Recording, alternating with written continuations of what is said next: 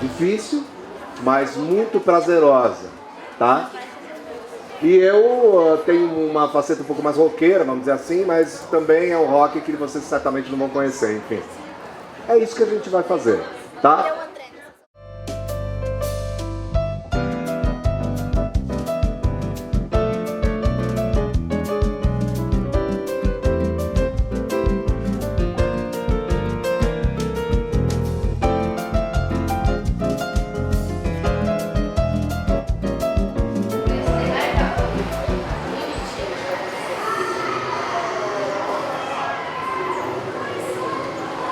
Vou tentar explicar para vocês. Pera, mas primeiro deixa eu explicar que vocês. Eu acho que vocês sabem o que eu quero, né?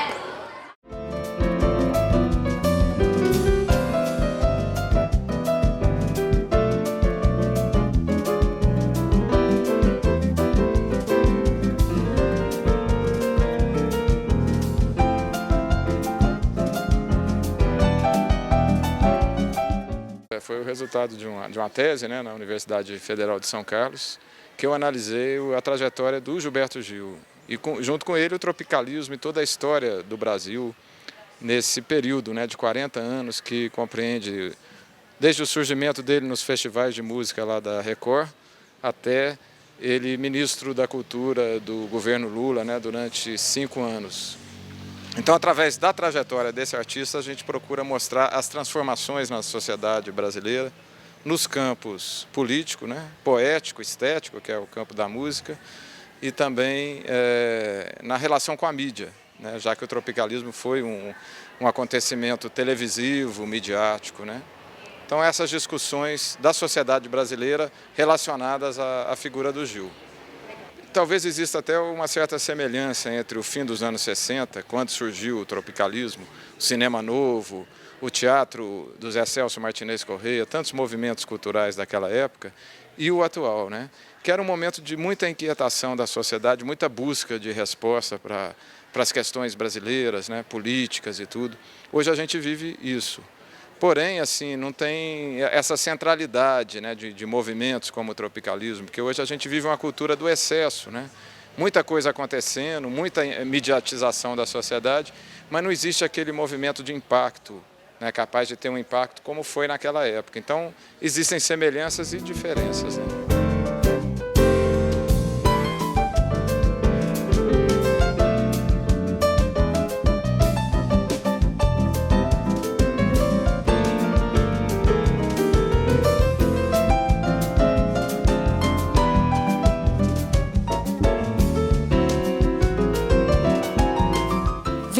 Seus amiguinhos indo para a escola e aprendendo, quando você sai às ruas, lê uma placa e você não sabe dizer o que está naquela placa, ou você olha a embalagem de um brinquedo e você não sabe o que tem ali, porque você não sabe juntar as palavras e entender o que elas significam, você fica perdido. E isso é um direito que é tirado de algumas crianças. Então, vocês precisam... A história da Malala realmente é curiosa porque ela sai lá das montanhas do Paquistão, um lugar tão isolado, né? A Malala, quando começou o ativismo dela, tinha só 10 anos, não tinha nem luz na escola ou na casa dela, né? Ela telefonava de um orelhão público, de um telefone público para o jornalista para fazer os posts no blog. Ela escreveu à distância, né, no meio da guerra, e é incrível que essa história tenha ganho o mundo, né, tenha se espalhado pelo mundo. É bacana porque é é uma história de superação, é uma história que prova que não é preciso ter recursos, não é preciso, né? Basta o desejo de mudar para que a gente consiga fazer isso. É uma feira incrível, assim, você poder trazer para o interior, né, discutir o interesse sobre literatura, trazer esses autores para o interior. Eu acho que democratiza muito, porque a gente fica muito concentrados, os eventos muito concentrados nas grandes cidades, né, em todos os sentidos, a imprensa, os eventos literários, eventos de cultura, tal, estão muito concentrados nas grandes cidades, e a Flipossos faz esse movimento de estimular isso no interior, trazer os autores para cá. A gente tem a oportunidade também de ouvir os autores daqui. Isso é bacana também, né? A gente ter essa interação com os autores do interior, então é muito bacana. E esse movimento também com as escolas me agrada muito, as escolas públicas, escolas particulares, de você estimular a leitura, né? Você vê como eles se animam, como eles se empolgam. Isso é bacana porque fica, depois ele tem um efeito duradouro depois da feira, não é só durante a feira, depois da feira também, que é a lembrança da criança desse momento e a vontade dela continuar lendo, continuar conhecendo histórias, a expectativa da próxima Flipossos, que ela vai poder conhecer os autores desses novos livros que ela está lendo. Então, isso cria uma espiral boa, né, que estimula realmente a leitura, que a gente está precisando muito disso, né? Hoje a gente está vivendo num momento difícil com as redes sociais, né? A leitura em 140 caracteres, né? É importante que a gente crie essa relação de fantasia, essa relação próxima da criança com o livro, como uma coisa boa, né? Como uma coisa, como um lazer, como uma coisa que traz encantamento. É muito importante, e acho que a Flipossos faz isso super bem.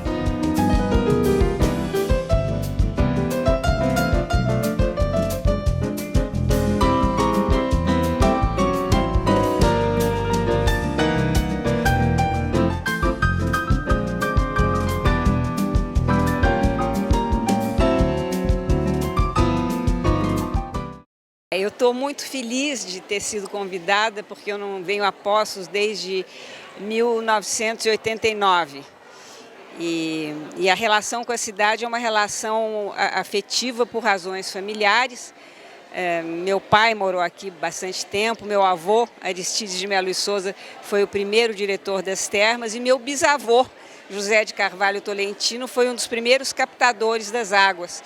Ele foi dono de uma das primeiras empresas, com outros sócios, que captou as águas, construiu o hotel, salvo engano, teve participação na construção também da linha da Estrada de Ferro. Então, minha avó, mãe do meu pai, nasceu aqui justamente quando o pai estava fazendo esse trabalho. O meu bisavô ficou aqui de 1883 a 1896. Então, minha avó nasceu aqui. Então, quando meu avô, com quem ela se casou, voltou, ela ficou muito feliz porque ela voltou para a terra dela. Então esse é o lado afetivo. E nós passávamos férias aqui, numa casa grande, que hoje em dia não existe mais, infelizmente. Então a nossa ligação com a casa, além de alguns parentes queridos que moram aqui, com a cidade, era essa casa. Na medida em que essa casa não existe mais, infelizmente nós acabamos parando de vir a Poços. Olha, eu vou contar para vocês uma coisa que vocês não podem contar para ninguém, porque eu vou, digamos, amanhã eu vou trazer isso para o público. Eu cheguei à conclusão de que Poços de Caldas está na base da minha decisão de escrever, porque não só surgiu essa ligação com a escrita mais recentemente, de uma brincadeira que minhas irmãs, meus primos pelo lado paterno e eu fazíamos em torno da Casa de Poços, depois que ela foi destruída e vendida. Então nós, com saudades da casa, nós inventamos uma brincadeira pela internet, a partir da qual cada semana nós éramos 7, eu, minhas 2 irmãs e meus 4 primos, cada um de nós falava da sua lembrança da casa. E isso durou uns 2 anos. E neste momento aconteceu alguma coisa dentro de mim que é um pouco misteriosa, que eu não posso explicar, não consigo, e eu me voltei para a escrita. Na semana passada, quando eu estava pensando na minha vinda aqui, caiu assim com uma espécie de adaga na minha cabeça uma outra razão. E portanto, que eu vou dizer qual é. E portanto, eu cheguei à conclusão de que Poços está indelevelmente ligado à minha vocação tardia para escrever. Por quê? Porque eu sou a mais velha da minha casa e fui filha única durante muito tempo. E sou a mais velha entre os meus primos. Quando eu vinha para cá com minha avó, meu pai e minha mãe, eu vinha só. Num primeiro momento, eu me distraía brincando com um ou com o outro, enfim, e ouvindo histórias. Mas eu não consegui fazer, a partir do momento que eu me alfabetizei, com 6 anos de idade mais ou menos, eu não conseguia, quando eu vinha para Poços, fazer amigos divertidos na rua. Então, a única saída que eu tinha para não morrer de tédio era ler, porque a casa era coalhada de livros e tinha uma coleção riquíssima de livros infantis, tinha o Tesouro da Juventude e uns livrinhos da coleção Melhoramentos, magnificamente ilustrados, tanto nuns quanto noutros. Meu pai e meus tios leram na infância e eu li aquilo incessantemente sem parar. Então eu cheguei à conclusão que a leitura dos livros da Casa de Poços, que hoje em dia não estão mais aí porque a casa não existe, e a brincadeira com os primos, que era tentar recuperar uma coisa perdida, concreta e materialmente para sempre, mas que vivia dentro de nós, abriu em mim um espaço para escrever. Então eu era muito exigente. Aqui em Poços eu não encontrava ninguém para brincar. Bom, então a partir do momento que eu me alfabetizei, aos 6 anos de idade, eu não tinha ninguém. Era uma casa enorme, com um jardim enorme, com aqueles adultos todos adoráveis que me contavam histórias, inclusive o dia inteiro, até eu aprender a escrever, a ler.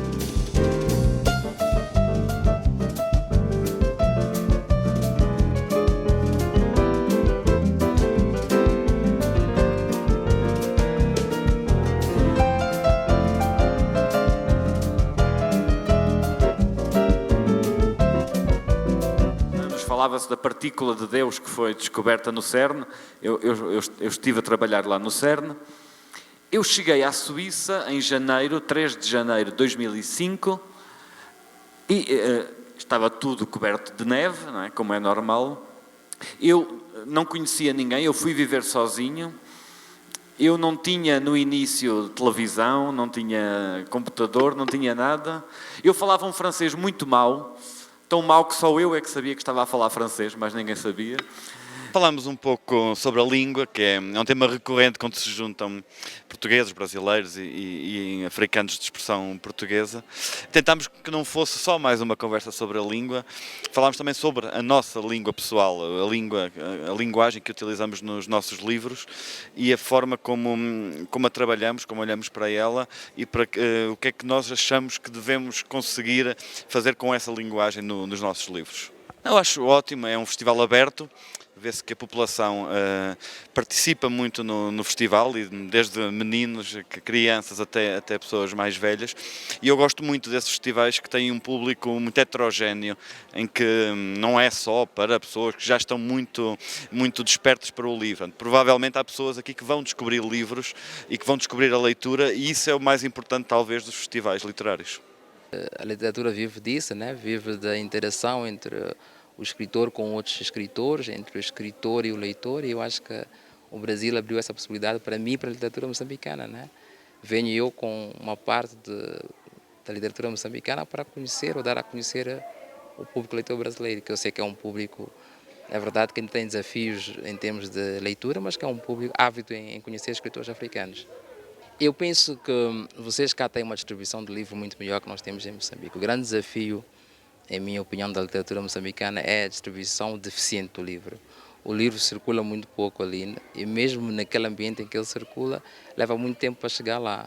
Tu não tens, por exemplo, eu sei que o Brasil tem desafios em termos de leitores, mas tu tens muito poucos leitores em Moçambique. Então, se falarmos de leitores de poesia, que é a área em que eu me sinto mais confortável, quase que não tens, né? Então, há estes desafios de formar leitores, que vai levar gerações, como aqui no Brasil também, vocês estão fazendo um trabalho muito bom com os mais novos, e há esse desafio de distribuir os livros, né? Em Moçambique, tu não tens mais de 10 livrarias, e a maior metade delas estão concentradas em Maputo, na capital. O Flipos é uma boa oportunidade, na minha opinião, para aproximar o leitor do escritor. É uma boa experiência para mim, estou a aprender muito desde que cheguei cá. Tu não tens eventos desta dimensão em Moçambique. Este evento é um grande evento com mais de 30 convidados, escritores. Este número de convidados em termos de participantes, de leitores que vêm para aqui por dia é uma coisa extraordinária. O stand, o número de títulos de livros que há cá. Então isto é muito importante. Dentro do sistema literário de qualquer país é importante ter os festivais, é importante ter os lançamentos de livros, concursos literários. Então eu estou muito feliz em estar aqui, vim aprender do Brasil e levo coisas muito boas para Moçambique. Estou muito feliz em estar aqui.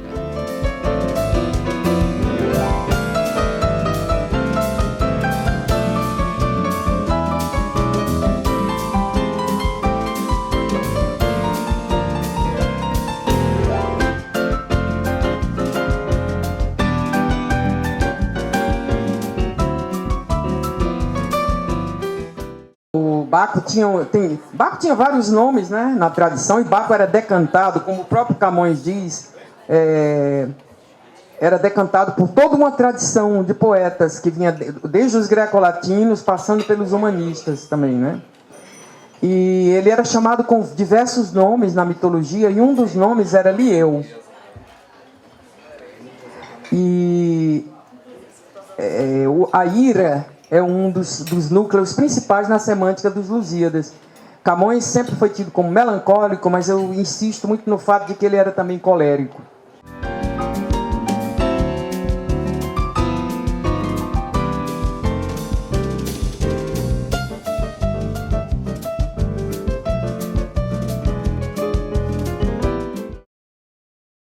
Penso que também é muito papel nosso, professor e da escola, que a gente vai nesse contínuo que a gente precisa romper. Mal formado no ensino fundamental, formado no ensino médio e no ensino superior. Branca de Neve. A Lara pedindo, pelo amor de Deus, que o caçador não matava, não tirava o coração dela. Funcionou. Isso é para pedir de joelho. Funcionou. O conhecimento que é sedimentado, ele não é para prova, ele não é para vestibular, ele não é para concurso. Ele é conhecimento que você vai utilizar para ter melhores resultados, atingir os seus objetivos em qualquer matéria, em qualquer situação do nosso cotidiano.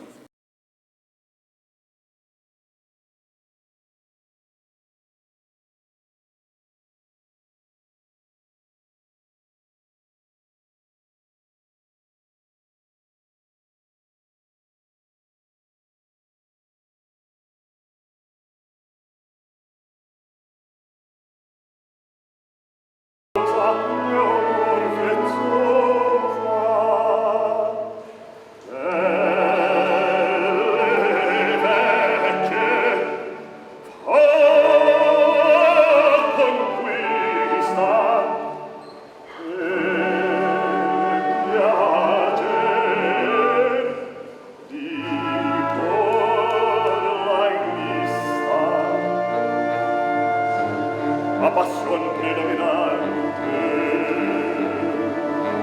è la giovane principiante e non si mica se sia ricca, se sia brutta.